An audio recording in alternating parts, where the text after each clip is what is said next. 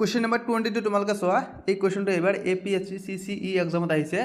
FIFA world কাপৰ ওপৰত এই কুৱেশ্যনটো দিছে। ঠিক আছে, কি কুৱেশ্যন দিছে যে বিশ্বত চলি থকা ফিফা বিশ্বকাপ 2026 ফুটবলৰ ক্ষেত্ৰত কোনটো আৰু কোনবোৰ উক্তি সত্য। প্ৰথমটো কি দিছে আমাক যে প্ৰতিযোগিতাত মুঠ 32টা দলে অংশগ্ৰহণ কৰিছে, এইটো কিন্তু আমাৰ ভুল। ঠিক আছে, তাৰপিছত কি দিছে 2 নম্বৰ অপশ্যন যে প্ৰতিযোগিতাখন আমেৰিকা যুক্তৰাষ্ট্ৰ, কানাডা আৰু মেক্সিকোৱে যৌথভাৱে আয়োজন কৰিছে, এইটো কিন্তু শুদ্ধ।